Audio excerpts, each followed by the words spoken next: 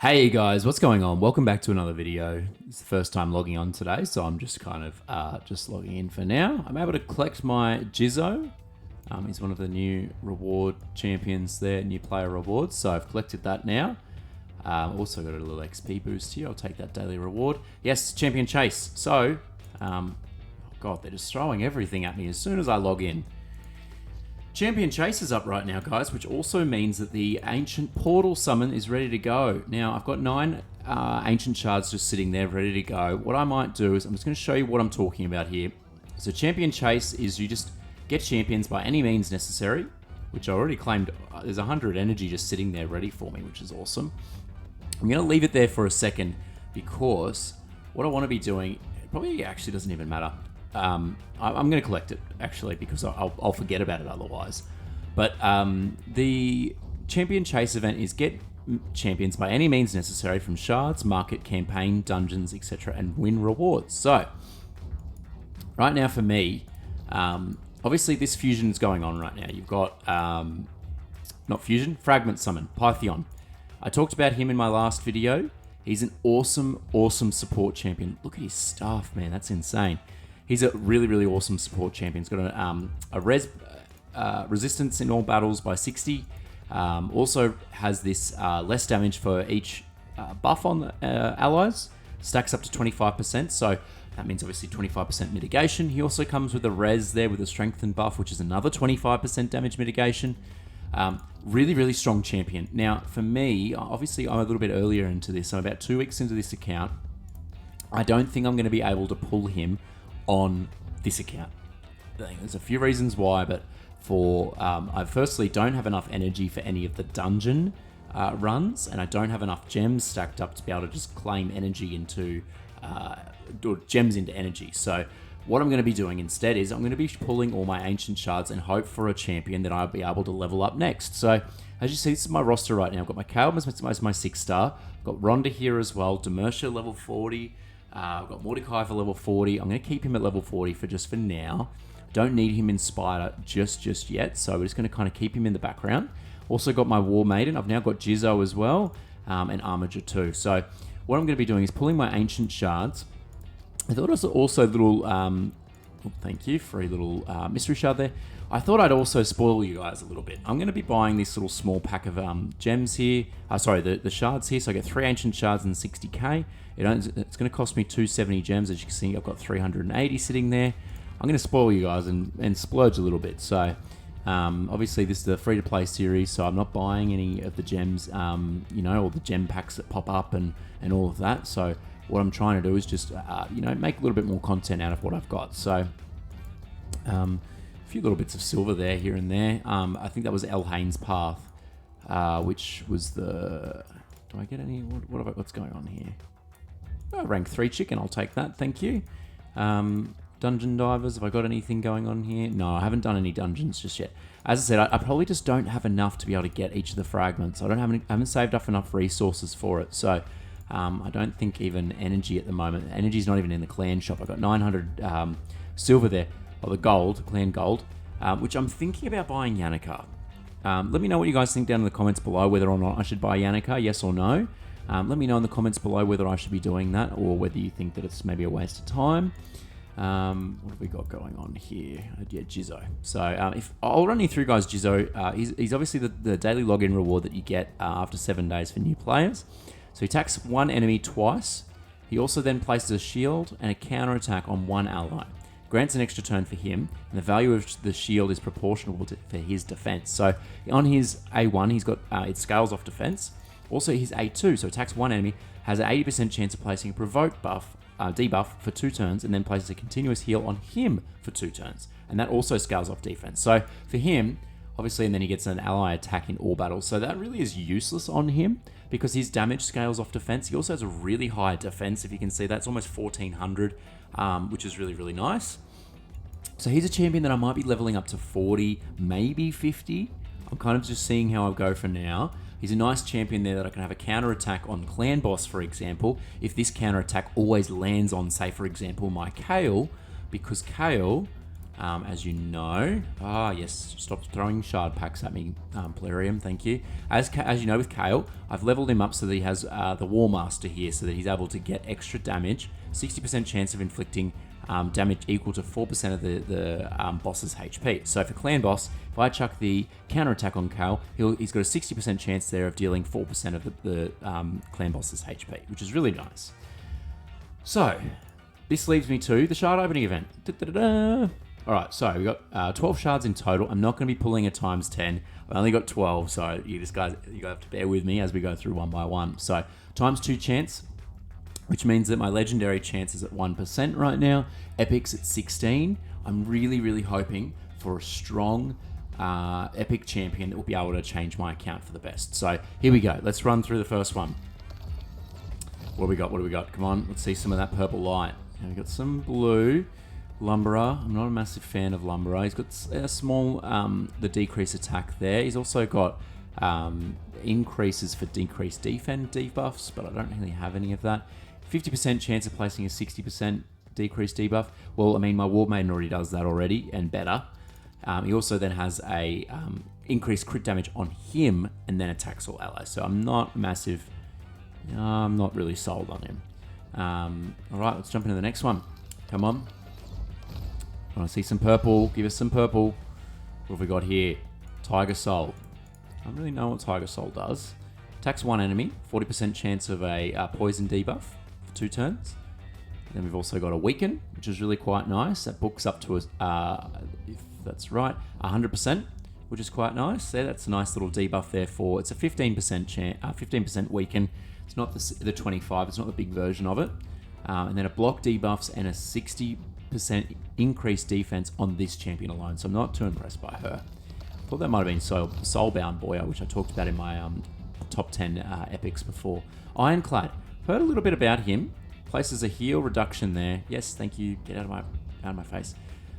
Heal reduction there on the A1. He's also got an increased attack for all allies.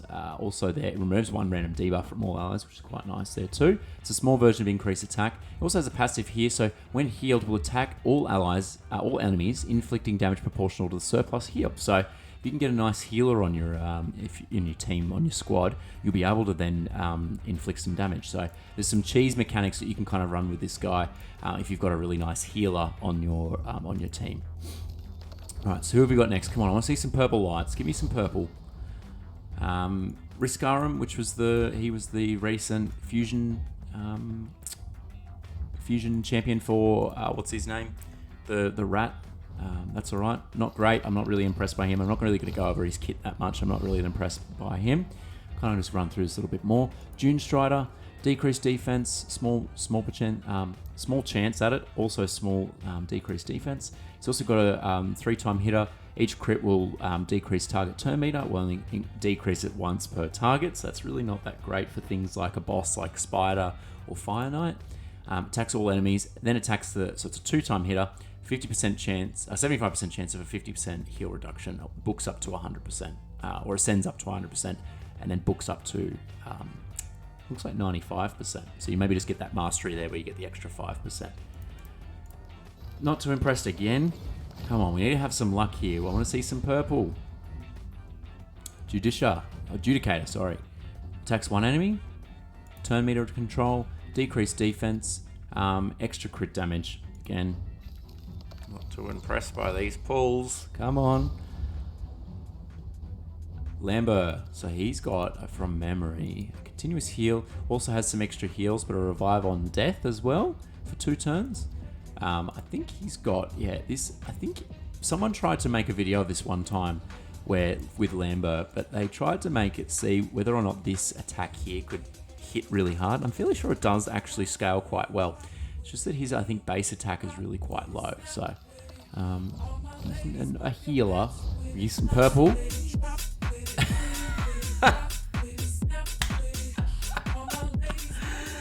If you guys know Haikatoon, man, that's so funny. Okay, so Haikatoon is really strong champion. Really, really strong champion. Really great for the arena. She's got a speed in all battles by 19%. Also some turn meter fill, and also has a decreased speed on her A1.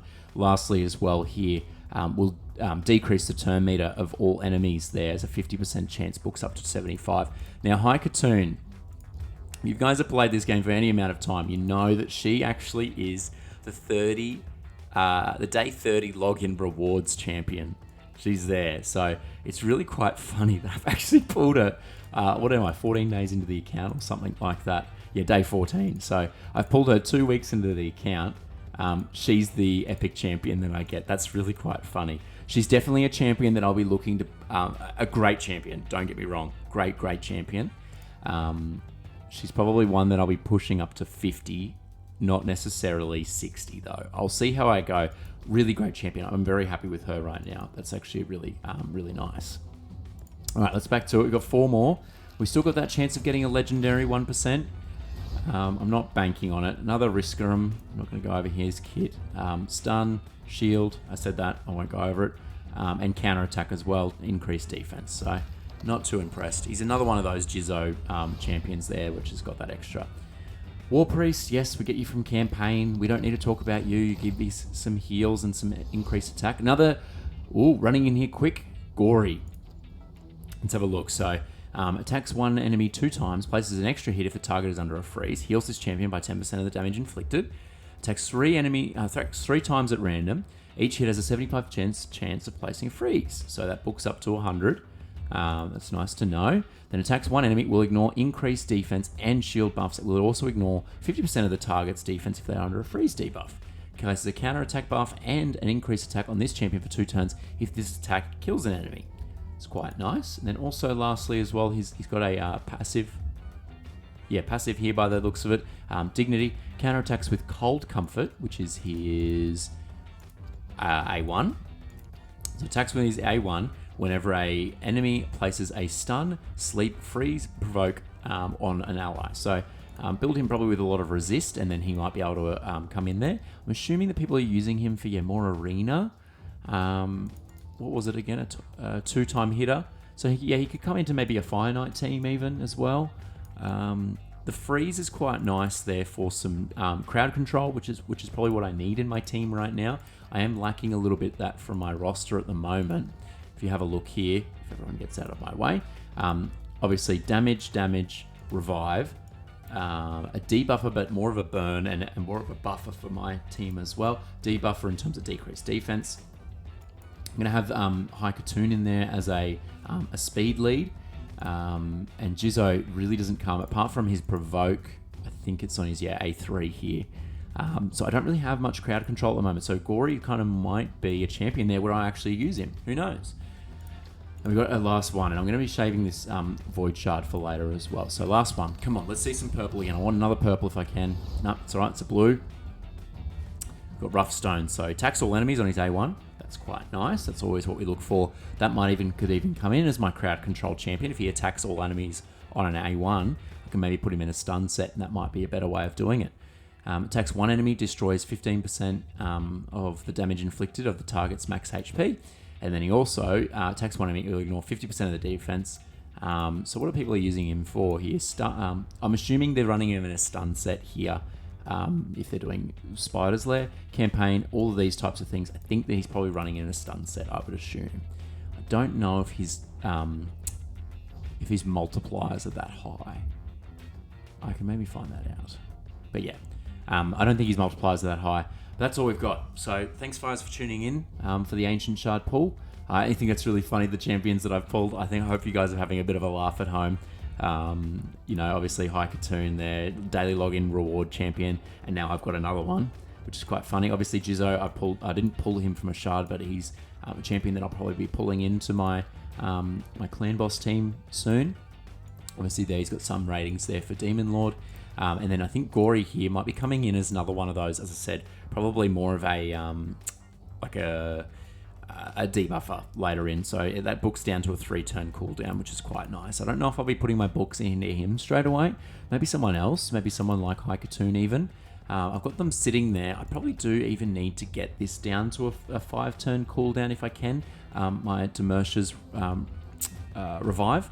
So I probably just might be sitting on that for a little while. I'm hoping maybe for a ×2 Void chance sometime soon. There's some great Void revivers, including, let's go through those really quickly. You've got here, what's her face? What's her name? Godseeker Rhaenyra. She's not a barbarian. Who is she? She's a Sacred Order, maybe? Godseeker Rhaenyra. She's got a revive there on her A3, but she's also got a passive which puts a revive on death on. And then who else have we got for voids? Bannerlords, I think it is. Ursula the Mourner. She's got a great revive there with an extra, so 75% HP, which is really strong. She's probably I think she's the best reviver, hands down. I don't think Godseeker Rhaenyra is as great in my opinion. I think that 75% HP and turn meter by 50% also then increased defense and strength, and I think that's really, really strong, that ability, and books straight into a 1 turn off the cooldown, which brings it down to 5 turns. She's also got Doom Tower too. So I'm hoping with my voids I can maybe stack up a few more so that we can get some great epic champions from this. Again, obviously legendary, I'm hopeful, but I know that it's just not going to happen. So thanks guys for tuning in. If you've got anything, if you've made a comment below about how funny that was pulling Haikatoon, make sure you leave that comment. If you guys have enjoyed this episode, please leave a like and subscribe. It goes a long way, and we'll catch you in the next episode.